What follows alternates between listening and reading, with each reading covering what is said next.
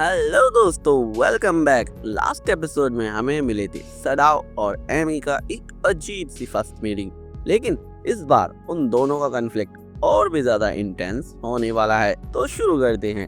Episode शुरू होता है एक छोटे से रिकैप के साथ। कैसे एमिलिया, जो एमी है, उसने डीमन लॉर्ड को फॉलो किया था उसके गेट के थ्रू अर्थ पर। कैसे डीमन लॉर्ड सडाओ ने कितनी मुश्किलों से मैकडॉनल्ड्स में पार्ट टाइम जॉब करी। फिर सीन शिफ्ट होता है एक चौराहे पर, जहां पर एमिलिया द हीरो यानी कि आज की एमी आ जाती है सडाओ के सामने और वो कहती है, सडाओ माओ, मैं तुमसे जवाब चाहती हूँ, तुम मैकडॉनल्ड्स में क्यों काम कर रहे हो? तुम तो एक डेविल हो, उसके बाद भी मैकडॉनल्ड्स जैसी जगह में काम क्यों कर रहे हो? सडाओ काफी कंफ्यूज रहता है और पूछता है, तुम यहाँ कैसे आ गई एमी द हीरो? जिसके बाद एमी एक चीप सा 100 येन वाले स्टोर से लिया हुआ एक चाकू निकालती है और कहती है कि मैं तुम्हें आज नहीं छोड़ने वाली, और वो उससे सडाओ पर अटैक करने की कोशिश भी करती है, जिससे हमें साफ पता चली जाता है कि एमी भी अपनी सारी पावर्स खो चुकी है और अपना स्वॉर्ड भी खो चुकी है। और इसी बात को सडाओ भी बोलता है कि तुम्हारी स्वॉर्ड कहाँ गई, और वो बोलती है इससे तुम्हें कोई मतलब नहीं होना चाहिए। जब एमी उस पर अटैक करती है तब वहाँ पर एक पुलिस वाला उन्हें देख लेता है और वो उन्हें पुलिस स्टेशन ले जाता है और उसको मिसअंडरस्टैंडिंग हो जाती है कि ये दोनों ब्रेकअप फाइट कर रहे हैं, मतलब कि उसे लगता है ये दोनों कपल्स हैं। एमी वहाँ पर बोलती है कि नहीं, मेरा इस आदमी के साथ कोई ऐसा रिश्ता नहीं है। वो बोलता है कि हाँ हाँ मुझे सब पता है, मतलब वो सोच रहा है ये परफेक्टली कपल है और इन दोनों के बीच लड़ाई वगैरह हुई है। और थोड़ी देर बाद वो उन दोनों को छोड़ देता है, जिसके बाद एमी उससे बोलती है, आज रात के लिए मैं तुम्हें छोड़ रही हूँ, समझ लेना, लेकिन मुझे अब तुम्हारा एड्रेस पता है, तो ये तुम्हारे पास आखिरी रात है चैन से सुकून से सोने की। वो बोलता है, अरे यार इसको क्या प्रॉब्लम है मेरे से, ये मेरी लाइफ को परेशान पता नहीं क्यों करना चाह रही है। जिसके बाद एमी वहाँ से चली जाती है और हम देखते हैं नेक्स्ट डे एमी अपने ऑफिस में वर्क कर रही है। वो एक टेक सपोर्ट जॉब करती है कॉल सेंटर में, हेडसेट पहनकर, हाँ सर मैं आपकी कैसे मदद कर सकती हूँ, बार बार बस यही सब बात करती रहती है। वर्क के बाद वो मार्केट से ग्रोसरीज लेती है, खुद के लिए टॉयलेट पेपर वगैरह आइटम, डाइनर आइटम्स, जबकि उसका एक्सप्रेशन थोड़ा सैड है इस टाइम पर। फिर वो अपने घर पर जाकर खाना वगैरह खाती है और टीवी पर कुछ शो चलता रहता है और वो सोचती रहती है, मैं भी कभी डीमन लॉर्ड जैसी बन जाऊंगी क्या? उसकी लाइफ इतनी ज्यादा बेकार हो गई है, वो एक पार्ट टाइमर है, इतना ज्यादा गरीब है, ये सब चीजें उसके दिमाग में चल रही होती है और वो काफी परेशान हो रही होती है। दोस्तों, हीरो की जिंदगी भी आसान सी नहीं है। ऑफिस का प्रेशर, रेंट का टेंशन, ब्रोकन ड्रीम कॉम्बो, यार बहुत कुछ है इसकी लाइफ में भी। एमी काफी ज्यादा परेशान रहती है और बेचैन सी रहती है, इसलिए उसे पता नहीं अचानक से क्या होता है। वो रात को सडाओ के अपार्टमेंट में जाती है और नॉक करती है और एशल सोचता है आखिरकार इस टाइम कौन आया है। वो लोग वहाँ पर खाना खा रहे होते हैं और वो लोग ऐसे ही गैस करते हैं कि न्यूज़पेपर बांटने वाला होगा। वो बोलता है नहीं, उसके लिए सब्सक्रिप्शन के हम पर पैसे नहीं हैं। और तभी आवाज़ आती है, मैं एमी हूँ, गेट खोलो। और तभी एल्सिल थोड़ा डिफेंसिव हो जाता है। साडो बोलता है, अरे अरे यार कोई टेंशन वाली बात नहीं है, तुम इसको अंदर आने दो, जैसे हम लोगों की पावर्स जा चुकी हैं, इसकी पास भी कोई पावर नहीं है, ये हमारा कुछ नहीं बिगाड़ सकती। और एल्सिल बोलता है, इसके बारे में तुमने मुझे पहले क्यों नहीं बताया था? और वो बोलता है, हाँ ये कल रात ही मुझे मिली थी यार, मुझे काफ़ी ज़्यादा परेशान कर रही थी, मुझे लगा था कि मैं तुझे बता दूंगा पर टाइम वाइम नहीं मिला ना, इसलिए कोई बात नहीं, तू अभी गेट खोल, देखते हैं आखिर ये यहाँ पर क्यों आई है। जिसके बाद एलिसिल गेट खोलता है और एमी अंदर आती है और वो खुद को इंट्रोड्यूस भी करती है, मैं एमिलिया हूँ, हीरो हूँ। वो उनके खाने का मजाक उड़ाती है कि आखिरकार ये सब तुम क्या खा रहे हो, इतना बेकार सा खाना खा रहे हो। सड़ाओ से कहता है, ओ ऐसे बकवास मत करो, ये एलिसिल ने बनाया और मुझे काफ़ी ज़्यादा पसंद है। ये बात सुनकर एलिसिल काफ़ी ज़्यादा खुश होता है और बोलता है, thank you sir, thank you. और सड़ाओ बोलता है, हाँ हाँ कोई बात नहीं, मैं तो सच ही बोल रहा हूँ। एमी बोलती है, तुम आखिरकार इतने चीप से अपार्टमेंट में क्यों रह रहे हो? वो बताता है कि हमारे पास पैसों की कमी है पहली बात, और इस अपार्टमेंट को इतना बकवास मत बोलो, ये हमारी इस दुनिया का डेविल कासल है और हम यहीं से ही जापान पर पूरे पर एंटायर कॉन्कर करने वाले हैं, जिसके बाद मुझे कोई नहीं रोक सकता है।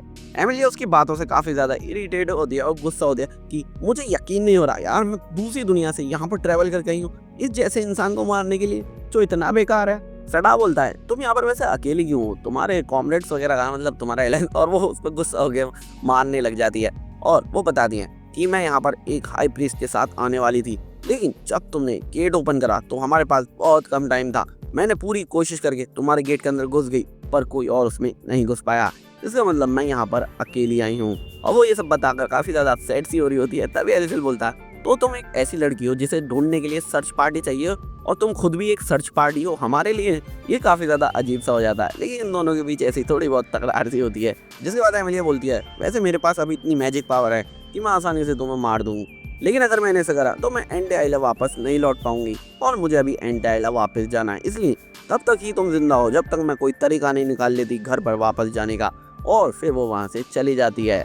जिसके बाद हम एमी की जॉब को देखते हैं। वो अपनी जॉब कर रही है आसानी से और वहाँ पर उसकी एक फ्रेंड भी बन गई है। वो उससे डेली पूछती है कि आज का तुम्हारा कोई प्लान है, हम चलो कहीं नाइट आउट पर चलते हैं, कुछ खाने पीने चलते हैं।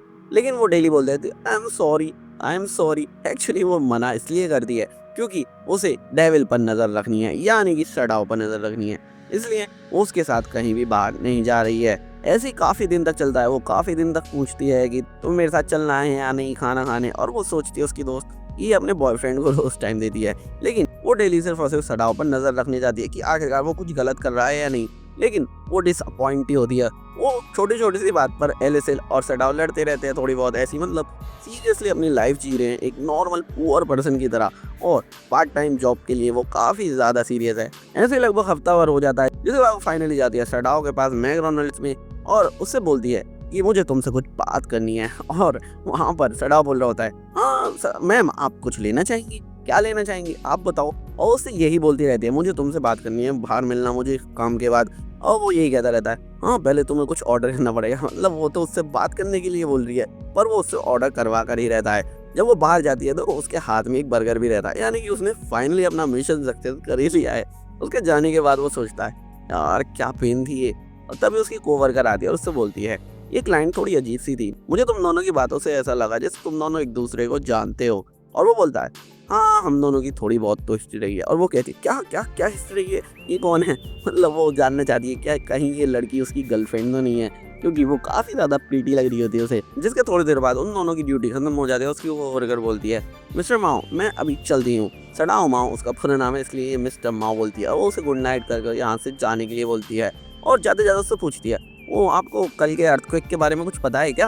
और वो बोलता है हाँ अर्थक्वेक का आया तो था, मैंने यार एलिसिल से भी बोला था अपने रूममेट से। और वो बोलती क्या रूममेट, कौन रूममेट कौन रूममेट। और वो सोचती है कि कहीं कोई गर्लफ्रेंड वगैरह तो नहीं है इसकी, उसके साथ रहता हो ये। वो बोलता है नहीं यार मैं थोड़ा गरीब हूँ और मेरे साथ मेरा दोस्त रहता है, मतलब हम शेयरिंग में रहते हैं, समझ रहे हो।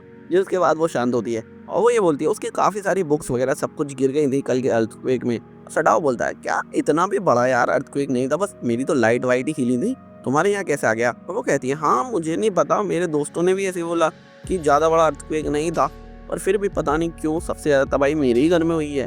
और इसके बाद वो वहाँ से चली जाती है। फिर हम देखते हैं सडाओ मिलता है एमी से और एमी आराम से बैठी हुई होती है। उन दोनों के बीच बातचीत होती है। एमी पूछती है कि मैं तुमसे पूछना चाहती हूँ क्या तुम इस दुनिया में हमेशा रहने का प्लान कर रहे हो, क्योंकि मैंने कुछ दिन से तुम्हें नोटिस करा, कुछ दिन से तुम्हारा पीछा करा और मैंने नोटिस करा कि तुम अपनी जॉब को लेके काफ़ी सीरियस हो और तुम यहाँ कुछ गलत काम भी नहीं कर रहे हो, तुम अच्छे से लिविंग करना चाह रहे हो, ये सब चीज़ें कर रहे हो। और इसलिए मुझे लगता है कि तुम्हें एंटी आइला वापस नहीं जाना चाहिए, तुम्हें यहाँ पर अपनी नई आइडेंटिटी बनानी चाहिए और यहाँ सुकून से रहना चाहिए। और वो बोलता है फेडा ऑफ कोर्स नॉट, मैं तुम्हारी बात क्यों सुनूंगा, मैं डेविल हूँ और मैं एंटी आइला ज़रूर जाऊँगा उसे कॉन्कर करने के लिए। एक बार मैं यहाँ पर कॉन्कर कर लूँ सब कुछ, उसके बाद मैं एंटी आइला वापस जरूर आऊंगा। इस बात पर वो गुस्सा हो जाती है थोड़ी। तभी उसका साइकिल का टायर बस्ट हो जाता है और वो बड़ा ही डर जाता है। और हीरो सोचती है यार ये सच में डेविल भी है या नहीं, किसी चीज से डर रहा है। लेकिन तभी हम देखते हैं वहाँ उनके ऊपर बुलेट्स फायर करता है कोई, पता नहीं चलता आखिरकार कौन फायर कर रहा है। और वो ऐसी वैसी बुलेट नहीं होती, वो मैजिक बुलेट्स होती हैं।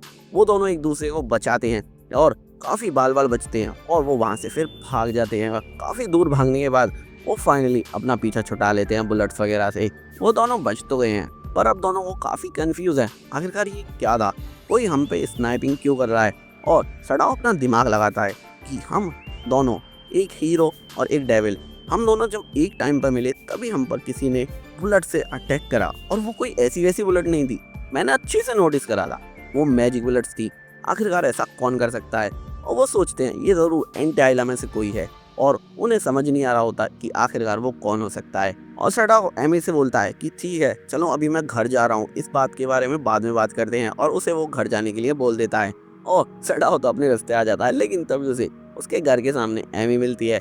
एमी बोलती है कि देखो मुझे मतलब मैं तुमसे कुछ हेल्प चाहती हूँ, मतलब मुझे गुस्सा आ रहा है ये तुमसे पूछने में, लेकिन मुझे पूछना पड़ेगा कि क्या मैं तुम्हारे घर आज रात के लिए रुक सकती हूँ। एक्चुअली वो ऐसा इसलिए बोल रही होती है क्योंकि उसका वॉलेट खो गया है और उसके घर की उसी वॉलेट में है। ये सब पूछते में वो काफ़ी ज़्यादा अशेम्ड होती है, पर उसकी मजबूरी है, वो किसी को जानती भी नहीं है। इसके बाद हम देखते हैं एलिसिल काफ़ी रिएक्ट करता है कि ये यहाँ पर क्यों आई है, और सडाओ से सिचुएशन बताता है कि हम पे किसी ने मैजिक बुलेट से अटैक करा है और इसका पर्स वगैरह खो गया है, तो आज की रात के लिए ये यहीं पर रुकने वाली है। और सडाओ एलिसिल को थोड़ा दिलासा देता है कि तुम्हें टेंशन लेने की ज़रूरत नहीं है। और हम देखते हैं वो कोने में जाकर आराम से बैठ जाती है एमी, और सडाओ उसे बिस्तर दे देता है सोने के लिए। वो तुरंत लेट जाती है, पर उसकी आंखों में आंसू आ रहे होते हैं और वो सोच रही है आखिरकार मैं ये सब क्यों कर रही हूँ। फिर हम देखते हैं रात हो जाती है काफ़ी, और सडाओ और एलिसियल आपस में बात कर रहे हैं कि मुझे लगता है ये काफ़ी ज़्यादा परेशान है। सडाओ बोलता है जब हम यहाँ पर आए थे हम भी काफ़ी ज़्यादा परेशान थे इसकी तरह, लेकिन मुझे लगता है हम दोनों दो थे इसलिए हम लोगों ने मैनेज कर लिया, लेकिन ये तो यहाँ पर अकेली आई है, इसके लिए काफ़ी ज़्यादा प्रॉब्लम हो रही होगी। एलिसियल बोलता है आप काफ़ी ज़्यादा सॉफ्ट हो गए हो किंग। और तभी उस पर एक मैसेज आता है और कुछ अर्थक्वेक वगैरह का मैसेज होता है, और उसकी कोवर करने भी भेजा होता है कि एक और अर्थक्वेक आने वाला है, आखिरकार मुझे क्या करना चाहिए। और सडाओ सोचता है आखिरकार ये सब चल क्या रहा है, और इसी के साथ यही ट्विस्ट पर हमारा एपिसोड खत्म हो जाता है। दोस्तों वीडियो पसंद आई हो तो वीडियो का बेस्ट पार्ट कमेंट करें और वीडियो को लाइक करके चैनल को सब्सक्राइब करके वीडियो को शेयर कर दो।